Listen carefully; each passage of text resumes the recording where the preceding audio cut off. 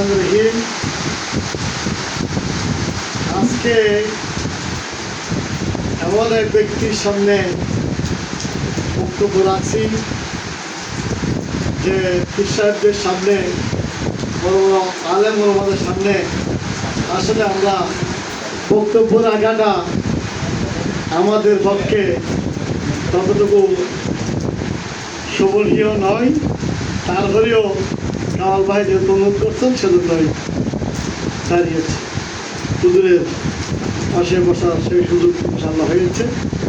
না হয় এতবার মৌলানা সাহেবের পাশে বসে বক্তব্য দেওয়া আমাদের পক্ষে সম্ভব হতো। যেমন কথা হচ্ছে, আজকের এই দোয়া মাহফিল এবং সংগ্রামে স্বাধীন 24-এর 3 বছর পূর্তি উপলক্ষে যে অনুষ্ঠান, এই অনুষ্ঠানে প্রধান অতিথি হিসেবে উপস্থিত আছেন নেত্রকোনা থেকে আগত আটপাড়া দরবার শরীফের প্রধান শাহজাদা সৈয়দ মোহাম্মদ শাহ আল কাদরি পীর সাহেব, সকলের শ্রদ্ধেয় ব্যক্তি।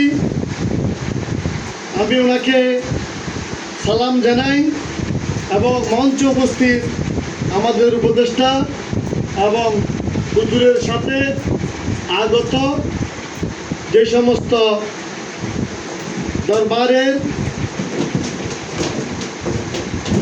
ভক্তবৃন্দ এবং আমাদের এই চ্যানেলের সহকর্মী কর্মকর্তাবৃন্দ, সকলকে আমি ধন্যবাদ জানাই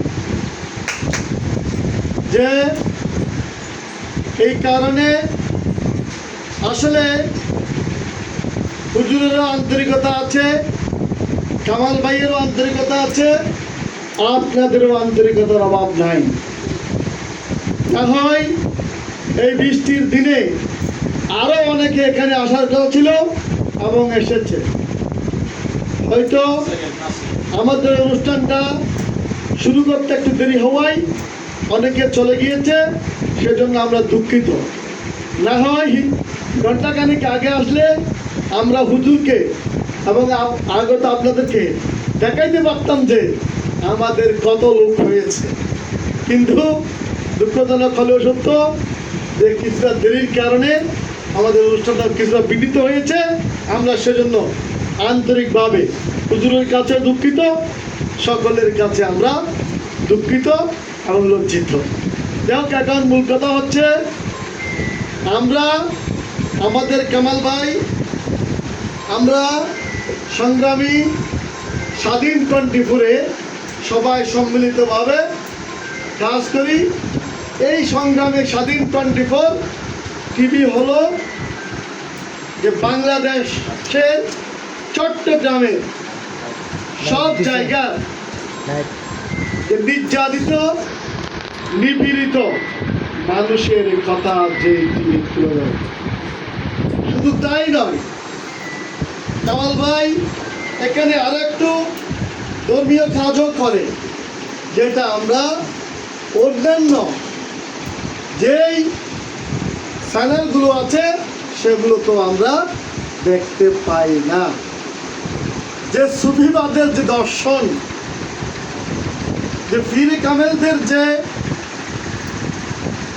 একটা আদর্শ, মানুষকে কিভাবে আদর্শের পথে আসতে হবে, এই বিষয়গুলোও এখানে তুলে ধরা হয়। শুধু তাই নয়, এখানে বিভিন্ন সময়ে সময়ে যে রাজনৈতিক বক্তার বক্তব্য যেমন তুলে ধরা হয়, এই প্রতিষ্ঠানে সমাজের দুর্যোগ, দুর্নীতি এগুলোও তুলে ধরা হয়। সংগ্রামে স্বাধীন 24 বাংলাদেশের গণতন্ত্রের জন্য কাজ করেছে।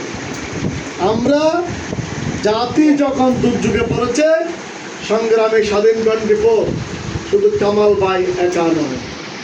এই সংগ্রামে স্বাধীন 24-এর সাথে আমি, আমার সাথে পাশে বসা উপদেষ্টা, আমার চট্টগ্রামের লোকজন, আপনার নেত্রকোনার লোকজন, সারা বাংলাদেশের মানুষ জড়িত আছে। সুতরাং এই সংগ্রামে স্বাধীন 24 সকলের জন্য কাজ করে যাচ্ছে।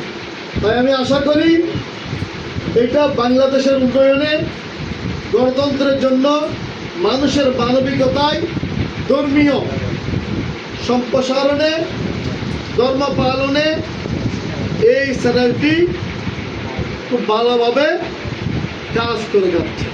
তাই আমি আশা করব আমাদের মৌলানা সাহেব এবং আপনারা উপস্থিত সবাই দোয়া করবেন সংগ্রামী স্বাধীন 24 যেন সুন্দরভাবে এগিয়ে যেতে পারে। একটা কথা আমাদের খেয়াল রাখতে হয়, যখন যেই কথা আছে, যেই গাছে ফল বেশি সেই গাছে ডিল বেশি।